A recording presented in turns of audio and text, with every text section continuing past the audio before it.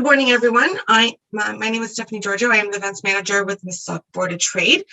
Thank you for joining our webinar this morning on More Homes for Everyone, Ontario's push for housing affordability and supply. This morning, we're joined by Oliver and Gideon from Kaiser Mason Ball. Thank you to Kaiser Mason Ball for hosting this webinar this morning. We are recording this event, so if you want to look back on it, it will be up on our website in the coming days. We will be taking questions after our presentation today, so definitely put any of your questions into the chat box and we will get to those towards the end of our event. I'm going to pass it over to both Oliver and Gideon this morning and have a great event. And again, if you have any questions, drop them into the chat box and we will get to them at the end. Over to you, boys. Thank you for joining us, everyone. I guess we're no strangers to the Mississauga Board of Trade. We've been members and advocates for many years, having operated in Mississauga for over 40 years, and this topic is very close to home because our firm is very instrumental into the development of most of the community here in Mississauga. I practice specifically in the areas of commercial real estate, leasing, and banking and finance. And Gideon will tell you all about what he does. Thanks for the handover, Oliver. And thank you to the Mississauga Board of Trade for having us join today to speak to you about a very topical topic, which is Ontario's push for more housing affordability and supply. Which, as you guys know, with the election coming up and the news every single day, this is a really hot issue and one that the current Ontario government and Canadian government have made as a huge priority towards post-pandemic recovery and will undoubtedly be a huge issue when we come to elections in June. Like Oliver was saying, we are, we've been in Mississauga for 42 years as a law firm. We're comprised of 30 lawyers practicing a variety of practice areas, including real estate, litigation, employment law, family law, and corporate and commercial. So Oliver and I are members of the real estate and land development group and banking and finance. And we are pleased to be speaking to you today. My practice is specifically focused on land development law and real estate. I assist developers and builders through the full life cycle of a development, from the initial acquisition of land through to title conversion, and then assisting with the municipal approvals for residential, commercial, and industrial development projects. And then ultimate sales and registration of the projects and sales to end users. So, I'm with my clients for the full life cycle of a project, which can take, as you'll learn in this presentation, a really long time to build anything in Ontario, and frankly, most of Canada. So yeah, it's a fun practice area, and it's a pleasure assisting my clients with their projects throughout Ontario. So I'm going to get into the meat of today's presentation. We are talking about the housing problem in Ontario from both the perspective of housing affordability and housing supply. So Ontario has identified that we are in something called a housing crisis. It was actually funny enough in 2019 when Ontario unveiled its housing affordability, guidelines and new legislation. They also described it as a housing crisis. So we've been here for a while now, it's a very difficult problem to address. We have a situation right now where house prices have almost tripled in the past 10 years and income has not kept pace. I think we're something like 180% increase in house prices in the last 10 years, but only a 30% increase in income. So the reason we're seeing, this current housing crisis, you can't really pin it down to one specific item. It's a multitude of items as to why we are in the current position we are right now. And I've identified kind of 6 main trends that we're seeing. Number one, we have relatively low interest rates historically. My parents always tell me, "Oh, you're so lucky. Interest rates are only 3% right now, 4%. It was 14%." And then I come back at them and say, "Well, your mortgage was only, $45,000." So different world we're living in today. We're talking about massive mortgages. People are taking mortgages on $1 million houses at putting 200,000 down and putting $800,000 in a mortgage. So we're talking about significant interest, but interest rates have been relatively low historically, which does allow buyers to buy more house with less income. We're seeing rising immigration and centralizing of populations in, urban centers, specifically the Greater Golden Horseshoe, which I think in the next 10 years is projected to have 13 million people living in the area. We're also seeing an increase in foreign investors, but that the trends seem to suggest that that's slowing down a little bit, given some of the recent initiatives that the government has taken, and also the fact that housing is very expensive here now too. Rising price of supplies, including fuel, steel, and wood. I don't have the numbers on it, but we're seeing massive increases in the price of lumber and steel. A big part of that has been the pandemic there. Decrease in skilled labor. The demand for people in trades is huge. And I don't think there has been enough of an emphasis or push towards people going into that type of work. Another huge item is slow and complicated municipal approval processes for all types of built forms, and this is what Ontario has kind of centered their action plan on, addressing that issue. And then, the last item that I identified is, the pandemic has really changed people's lifestyles and pushed us into environment where we spend more time in the home than we ever have. And that leads to people needing more space. They want outdoor space. They want homes that offer them, an office that they can work from home, as well as, several bedrooms, several washrooms. I think the needs of Canadian society have changed. The desire to be in the center of the city within a condo is maybe not there when it might have been there a few years ago. So with the election coming up in June, creating more housing has been a huge priority. And so Ontario set itself to addressing this.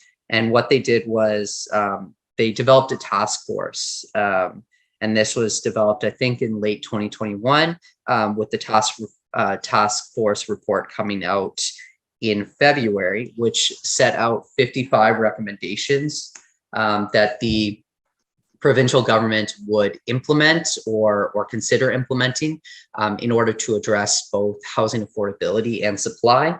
And this housing affordability task force, used public consultation. They spoke with developers. They spoke with, your everyday buyer, your everyday seller of property. They spoke with academics, housing advocates, people in the financial sector, people in the housing sector, people in the trades about what Ontario could do to address housing affordability and supply. And as a result, in February, they released the Housing Affordability Task Force report, which addressed 55 recommendations that both municipalities and the province can take to address housing. So I'm going to pass things off to Oliver to discuss the Housing Affordability Task Force report. Thank you, Gideon. So the task force report, like Gideon said, set out 55 recommendations. Some of these are, I guess, broader in scope and sort of lofty, whereas some of them have very, very focused intentions. They are targeted to cover the following weak points. There's 5 of them. more housing density across the province, ending exclusionary municipal rules that block or delay new housing, so creating a more expedited and easy system to approve development, depoliticizing the housing approval process, so kind of addressing NIMBYism and municipal councillors who may have an incentive to block types of development, preventing abuse of house appeal system that would otherwise delay development and decrease the supply of housing. And then finally, providing financial support to municipalities and the housing sector to build more houses. So I'll walk through some of these recommendations in a broad manner. There are 55 of them. Some of them relate specifically to increasing supply, and those are kind of grouped in the following next categories. And then some of them are ancillary in nature. So these are proposed in an all or nothing manner. Not in an all or nothing manner. They're meant to be recommendations, things that are to be thought of, as opposed to something that's to be strictly enforced. So the first two recommendations set out a bold goal of adding 1.5 million houses in the next 10 years, and to update the planning guidance to make this a priority. And the overarching theme here is to require greater density by promoting greater efficiency in land use planning. So neighborhoods that are near public transit will be better suited for multifamily, minimum high-rise housing, and converting underused or redundant commercial and industrial properties to either entirely residential buildings or mixed-use buildings. If you travel around the world, you compare the way that the large commercial centers in Ontario are set up as opposed to, say, other larger global cities, you'll note that density is much more prevalent and transportation is much more widespread. So the idea is to not have these single family homes next to subway stations or bus stations or GO train stations, and to have either mixed use or high rise residential buildings close to these arterial transportation hubs. The next batch of recommendations, number 3 to 11, address how Ontario can create more housing supply quickly and allow more housing in locations as of right, without the need for municipal approvals, which will hopefully decrease the amount of applications that are made and improve or increase the housing supply just as of right. So these examples would be allowing for residential housing of up to 4 units and 4 stories on a single residential lot. So any single family home can be converted into a small low rise, converting commercial properties into residential units, allowing for secondary suites, garden suites, laneway housing, province-wide as of right, allowing for renting rooms to increase the supply of rental housing, and incentivizing municipalities to increase density in areas where there may be excess school capacity to benefit families with children. There would also be an unlimited height and density restrictions in immediate proximity to major transit stations, so people could build as high or as densely as was possible, really, and scaling back on parking requirements. I think people, in the government view parking requirements as taking up space that would otherwise be used for actual dwellings, and seeing that people are trying to live a more walkable life as opposed to having a car. Recommendation 12 is very broad in scope. It seeks to repeal a lot of the powers that municipalities have and to set out a uniform provincial standard for urban design, building shadows, setbacks, and doing away with the rules that prioritize preserving neighborhood physical characteristics. characteristics as opposed to housing. So municipal approvals will no longer be required for design matters like a building's colors, textures, type of material that's used, window details. There'll be no, or they're recommending that there will be no need for the municipality to speak on whether a new development fits in with the fold of the neighborhood that it's being proposed in. The view is that local councillors are beholden to their constituents and that this makes for poor planning practices as municipalities allow far more public consultation than what is deemed by the government to be required. And this in turn makes it makes it difficult for honest working folks to involve themselves in the process. And they want to cut the red tape and depoliticize the process. I think, if you think about how people may want to be involved in the decisions that are made in their community, this recommendation may offend the very value of home ownership. It also recommends that we create more permissive land use planning and approval systems by repealing municipal policies that prioritize, like I said, prioritize physical characteristics of the neighborhood, and not requiring site plan approval or public consultation for any projects of less than 10 units, as long as they conform to the official plan and require only minor variances. The next batch of recommendations really relates to cutting red tape and expediting the process for approvals. It would require municipalities to limit consultation to legislative maximum timelines. It would ensure that people can take part digitally as opposed to only appearing in public. And it would mandate delegation of technical decisions to designated third parties in order to expedite these processes. There's an alleged abuse of heritage designations, and there's an alleged deference to appeals which may be frivolous in nature. So the idea is that they're trying to peel back the ways that planning may be delayed and supply may be delayed and expedite the process with the development itself. This is continued in ensuring that appeals which may be frivolous in nature are stopped at the outset. It would allow adjudicators to award costs to proponents in cases including instances where a municipality has refused an approval to avoid missing a legislative deadline.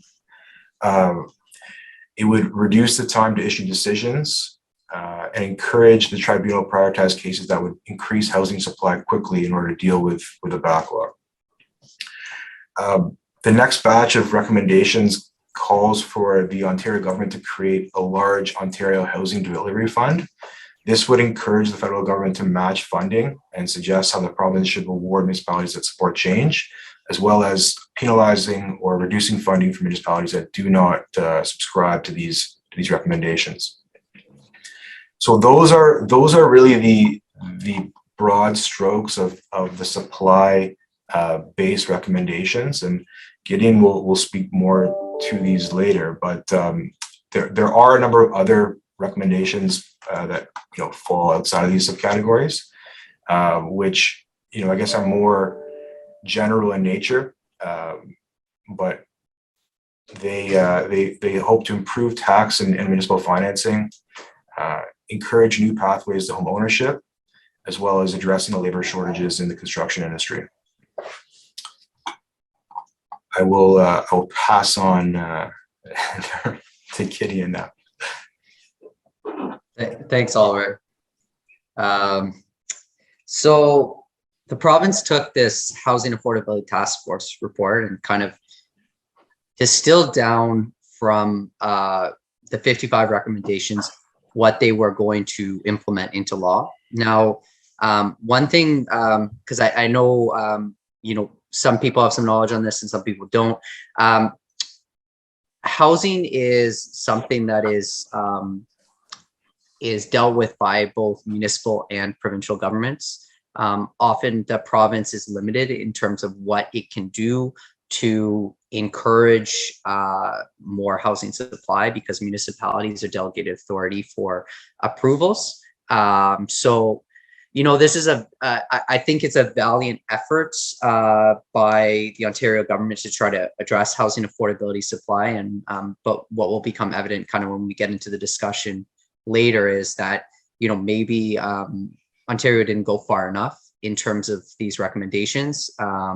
And, there's more, I think there's still more that Ontario can do to address housing affordability and supply. And so, the legislation that I'm going to talk about, and I'm going to kind of focus on high level, really attempts to strike that balance between, the municipality controlling the municipal approval process and the province kind of controlling the purse strings, sorry. Okay, so April 14th, the Ontario government passed the More Homes for Everyone Bill 109. This was lightning speed, passed through the legislature. It was introduced in late March and came into law April 14th. And it amended 5 pieces of legislation: City of Toronto Act, Development Charges Act, New Home Construction Licensing Act, the Ontario New Home Warranties Plan Act, and the Planning Act. And I kind of found this, little fact interesting that out of 35 OECD countries, only the Slovak Republic takes longer to approve a building project than Canada. So no disrespect to the Slovak Republic, but it's incredibly slow. We're talking about between, minimum 12 months to 36 months for a municipal approval to just pass through a municipal government. And, that varies widely between, the small municipalities and some of the larger ones like Toronto, Ottawa, London, for instance. Okay, so I'm going to touch on some of these amendments here. The first big amendment was instituting refunds of application fees in the event that municipalities do not make decisions on zoning bylaw amendments, official plan amendments, and site plans. Currently, right now, there is no mechanism for the municipality to refund application fees if they don't respond in a certain period of time. And I would think the impetus behind this refund mechanism is to encourage municipalities to move faster. Obviously, municipalities' response to that is, well, we're moving as fast as we can. We have limited resources, limited staff, and we want to work with proponents, work with the developers to build, projects that, represent a good balance between, affordable housing and community benefits, as well as, profit for the developer. So, this system that has been instituted will see application fees for site plan approval, official plan, zoning bylaw to be partially refunded if municipalities do not render a decision on an application within the specified timelines under the legislation. And this timeline will start running from the date in which an application is deemed complete. And deemed complete means, all the requirements in the application have been met. So pre-consultation has occurred. The application has been submitted and is complete. And all, credits or letters of security have been posted. That's all the slides we have for today. So I'm going to stop the sharing. So the next few pieces of amendments that came through, the province introduced something called the Community Infrastructure and Housing Accelerator. This is a tool that municipalities can use to basically upload priority development projects to the province. So there's been a lot of news about, Doug Ford sneaking in these ministerial zoning orders. This is, a process that will remain unchanged. the province can already, override provincial legislation and pass certain projects, notwithstanding, they may not be permitted in the zoning bylaw. Now, this new tool, there's still some details that need to be released, but in essence, it will allow a municipality to upload responsibility for community projects, whether that be affordable housing, transit-oriented development, schools, hospitals, other critical infrastructure, and move it up the chain so that it can bypass the normal site plan approval and zoning approval process. It also kind of abridges and streamlines the public consultation process, and allows these projects to proceed faster. There are some limitations to this authority. The province can only step in once the municipality passes a resolution and says that they need the help of the province to pass it. And these specific projects cannot be used. These specific projects cannot be used in certain environmentally sensitive areas, such as the Greenbelt, Niagara Escarpment, and Oak Ridges Moraine.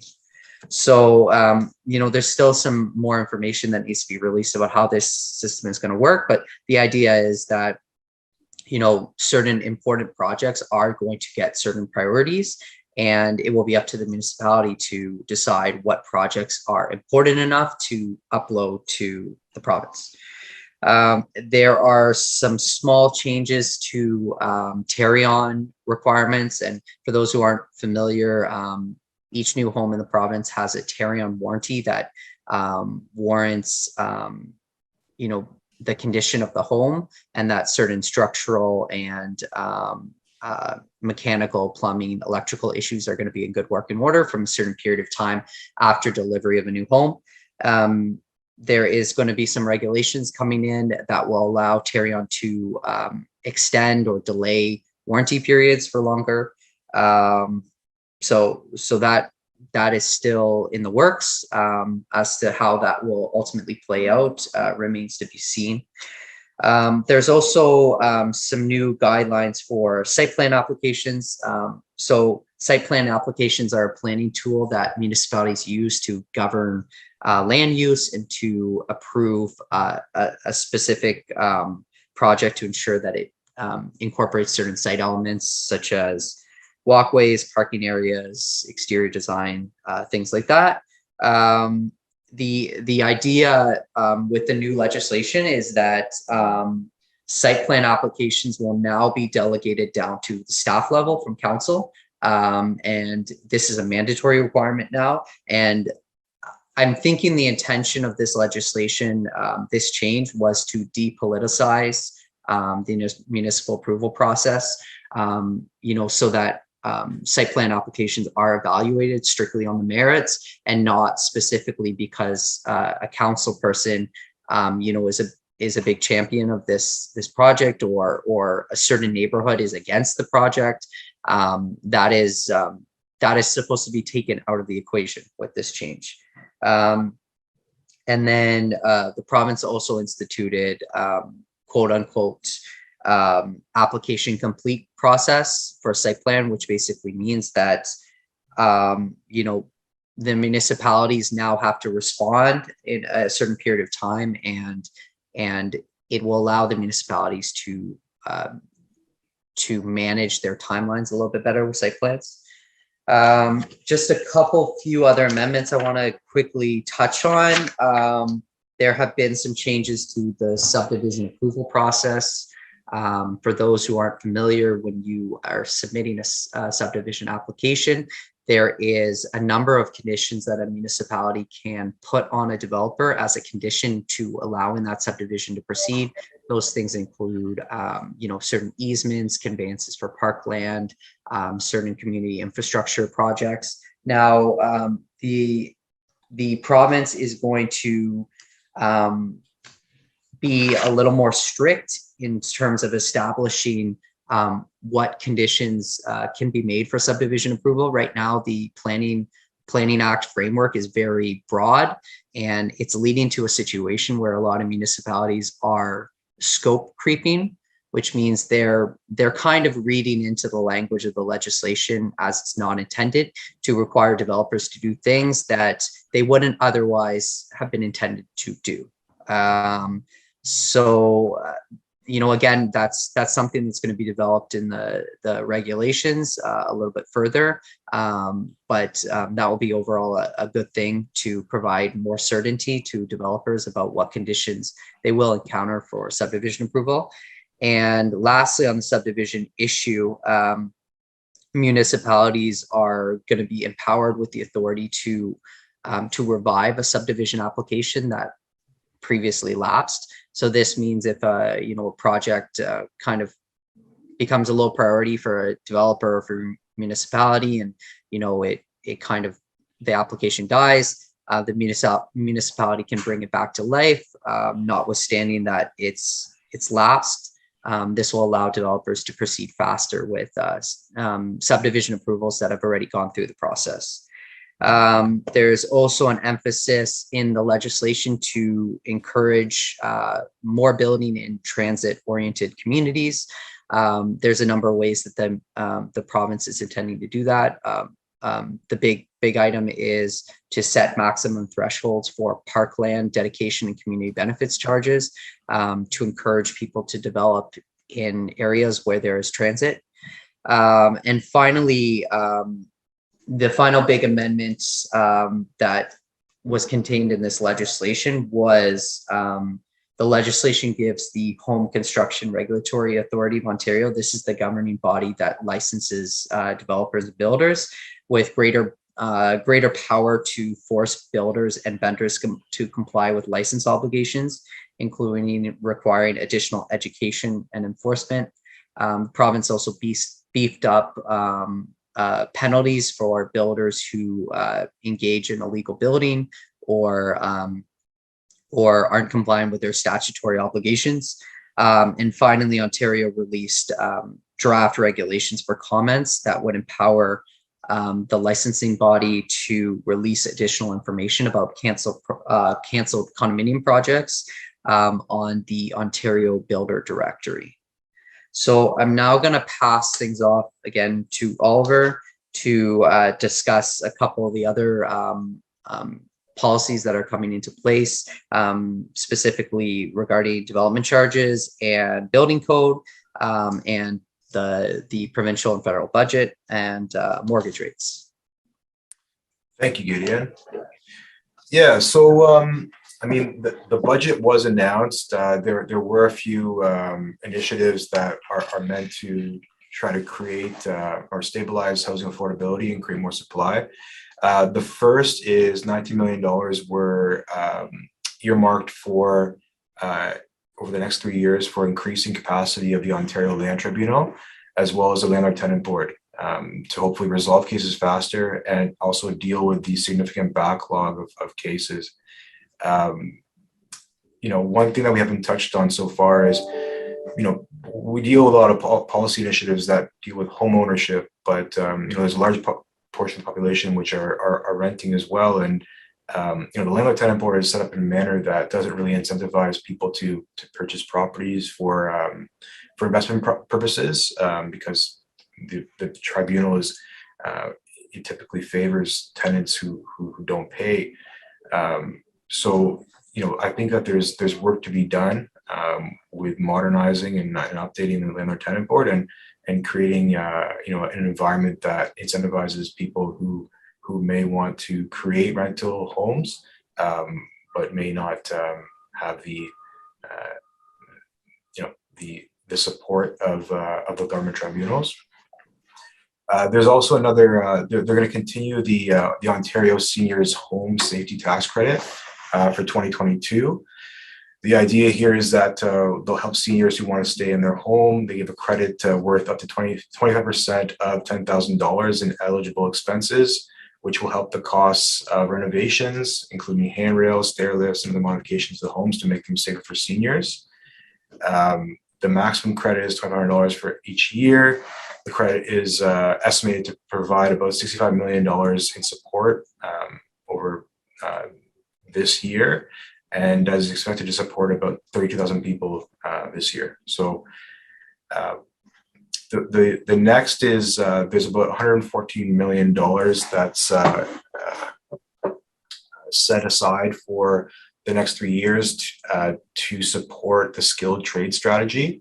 The idea here is that they're going to break the stigma associated with skilled trades, simplify the system, encourage employee participation, offer tool grants, and have more people who are inclined to pursue a career in skilled trades, and support the labor pool that's required to build these homes, and encourage the supply. So the next budget item is there's about $61 billion that's set aside for public transit over the next 10 years. Some of the transit initiatives include breaking ground on the Ontario line and the Eglinton Crosstown light rail transit line, the Bowmanville GO rail extension, the London GO rail service, planning a connection from Eglinton Crosstown to Pearson International, advancing planning work for the Shepherd subway extension, and transforming the GO transit network into a modern, reliable, and fully integrated rapid transit system. I think transit is something that Ontario we are criminally undersupplied with, and if you compare a global city like Toronto to other global cities, the transit system pales in comparison. So it's something that definitely needs to be updated and needs to be focused on, and I think this is a step in the right direction. There's also about $25 billion set aside over the next 10 years to support planning and construction of highway expansions and rehabilitation projects across the province. The other financial item I wanted to discuss relates to mortgage rates or interest rates. Everyone knows it's no mystery, these are going up. They've already gone up. This affects the market in a number of different ways. Increase home buyers' ability to purchase, as it increases the costs and lowers the borrowing amount that they're actually able to qualify for. The idea here is, not only to try to cool the market, but also try to stave off inflation as well. For developers, this increases the cost of purchasing projects and constructing the projects as well. Ultimately, these costs are passed along to the home buyers, so they at the end of the day see the increase of these costs related to interest. And finally, landlords who are subject to higher interest rates means carrying costs for the property increases, and new rents in turn will go up. Many of whom, for new tenants, many of whom may be racing back to large urban centers after relocating elsewhere over the last 2 years. So I think Gideon and I now are going to discuss some of the criticisms for the future legislation and maybe some working alternatives that could have maybe been addressed or thought of. Yeah, for sure. I mentioned at the beginning of the presentation, this is really kind of the first step in Ontario's action plan. Now, I don't know what's going to happen. Is it the election on June 2nd, Oliver? I think so. Yeah, so I don't know what's going to happen, if the government changes, right? Priorities may change, and I anticipate they will. We'll see maybe a slightly different approach, but all political parties have identified 1.5 million homes in the next 10 years as a priority in their platform. So I think we, regardless of who runs Ontario on June 3rd, I think we will see more on this.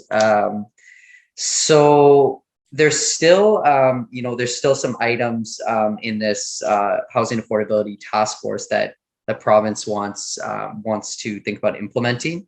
So the province has, a public consultation process through the Environmental Registry of Ontario and their Ontario regulation. I forget the name, but there is a portal where regulations and policies are posted for public comment.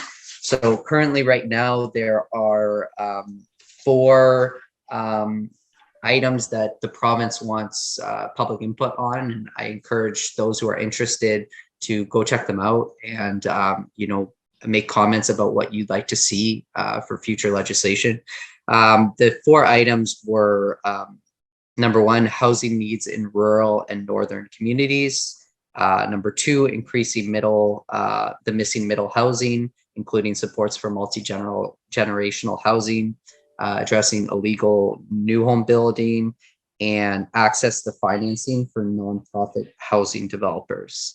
So, the province has suggested a bunch of different legislation to address these items. Firstly, to increase housing in northern communities, they're talking about making the lot creation and severance process a little more streamlined for those areas up there. We're dealing with massive properties, and the risks of further subdividing it are not the same as what you would encounter if somebody was submitting an application in downtown Toronto, right? So, so that's one item, and then gearing more affordable rental housing, as well as housing for temporary workers, seasonal hospitality, and recreational workers.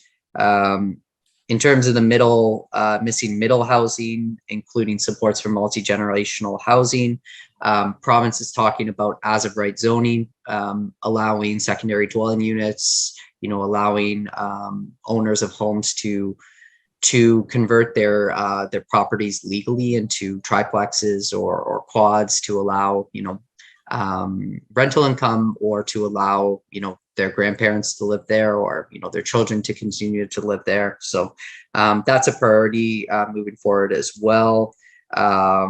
And illegal new home building. I'm not sure how pervasive this issue is. Most developers are incentivized greatly to follow Terrion's rules and to do the best they can for both home builders and for home buyers and themselves.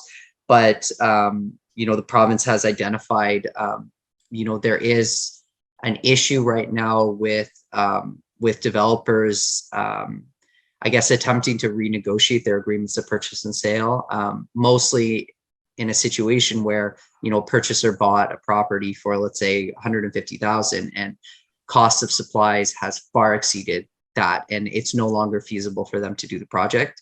The province is considering actions to address, developers who may be taking advantage of this situation, or ensuring that developers honor their commitments under their agreements of purchase and sale.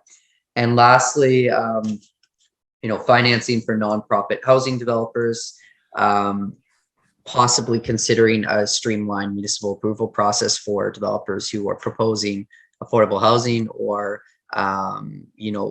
housing that is going to support the province's most vulnerable populations. So there's a lot of stuff coming in. It remains to be seen what actually becomes law and how these get dealt with. But I think we're seeing some very exciting stuff happen, both at the provincial level and municipal level. And, for the first time in a while, there has been a recognition that we're not just focused on cooling the housing market. We're focused on acknowledging that there is a problem with the supply of housing, and we can't just cool prices because demand remains high. We need more housing. So I think that is the underlying message that your presenters want to convey to you, and I'm sure the government wants to convey to you as well. Ontario is, I think the province's motto is best place to raise a family and grow. And so housing is a critical component to that. Oliver, any additional comments? I think we're gonna open the floor for any questions that any of the viewers have. Definitely. We have some questions in the chat box. So thank you to both of you. Okay, so we'll start with from Patrick. Both of you mentioned the approval process for builds in Canada is disproportionately drawn out. Can Kaiser Mason Ball assist individuals to help reduce this time frame? If so, what does that look like? Oliver, you want me to take this one? Go right ahead. All right.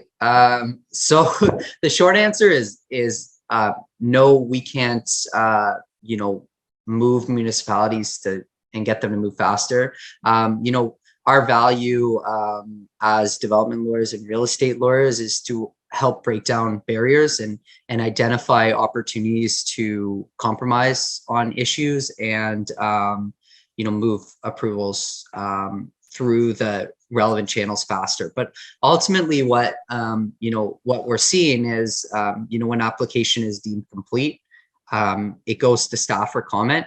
And a lot of the time you're waiting for, various third-party departments, such as like,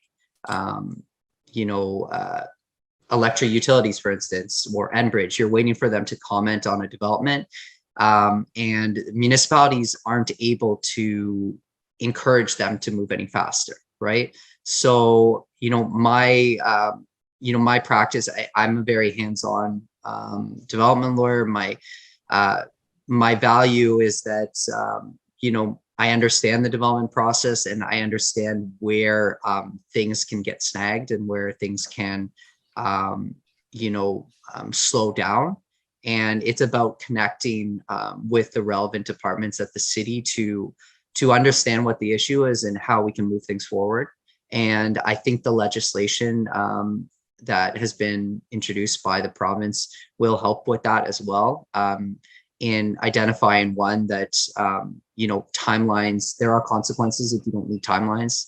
And number two, encouraging just a streamlined development approval process that ensures that all the relevant departments understand their need to respond in a timely manner and to also work better with developers to compromise on items. So yeah, there is still work to be done in order to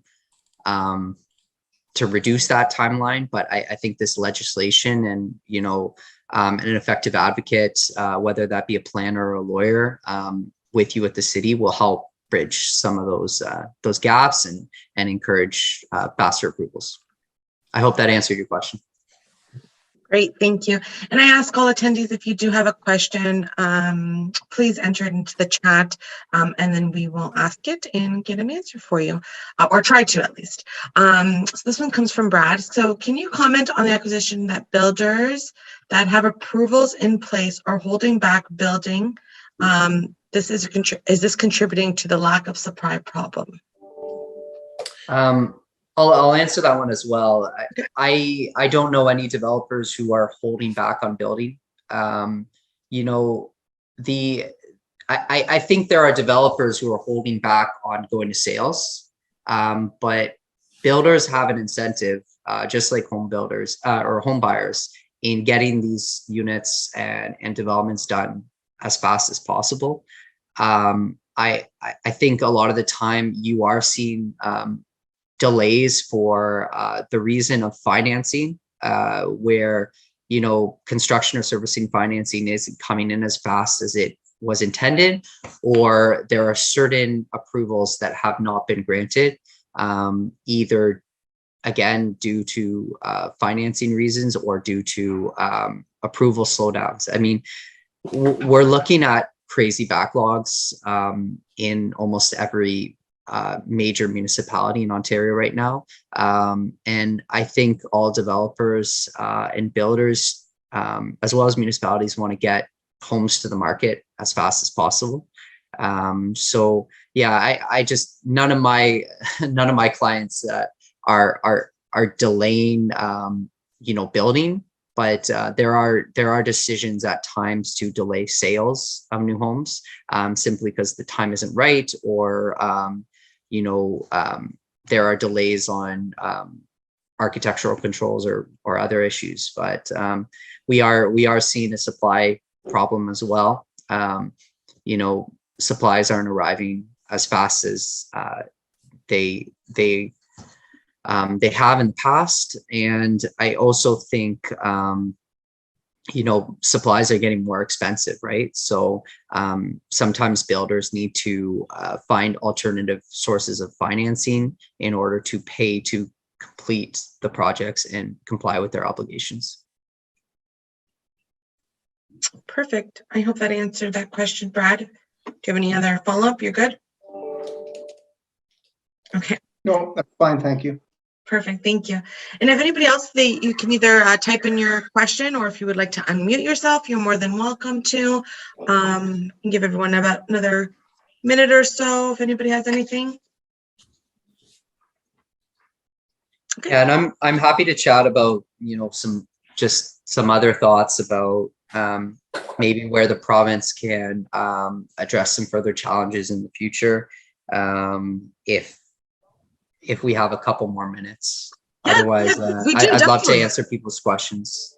Definitely. There's no questions coming in, so if you have some remarks to say, please. Yeah, sure. So a lot of the home builder associations in the province have really been pushing for something called as of right zoning. And this was a huge part of the affordability task force. We have a situation right now in the province where 70%, I only have the facts for Toronto, but 70% of land zoned for housing in Toronto is restricted to single detached or semi-detached homes. That's a huge number. And the problem that, a lot of people are encountering is that there is a drive to intensify and add density to existing neighborhoods to meet the needs of the people that live and work in those areas. And I think there is more that the province, as well as each municipality, can do to authorize construction or division of certain existing dwellings into secondary and triplexes and quads. And the huge benefit to that is that it's already on existing infrastructure. There is already likely transit in that area.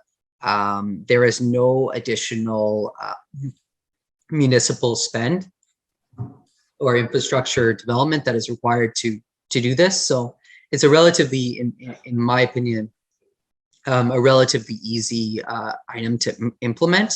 But ultimately, we have to balance that with,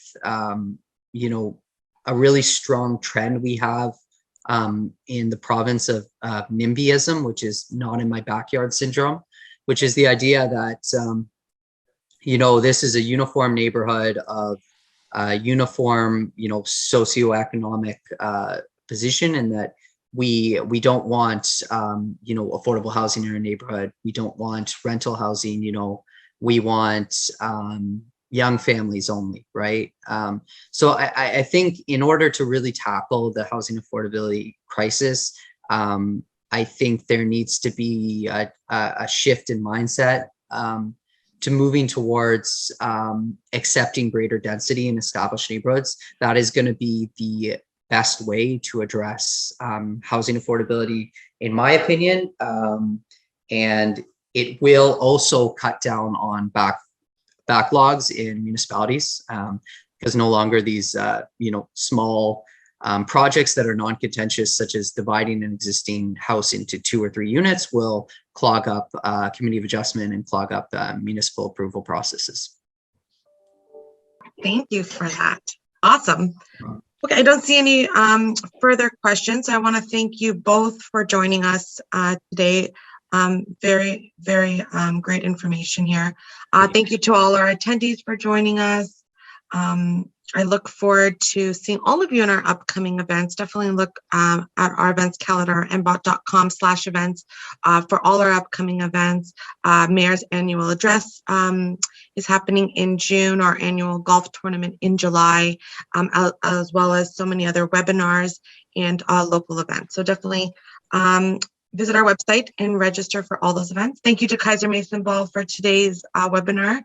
Again, thank you to both of you for joining us today. Have a great day, everyone. Thank you. Thank you.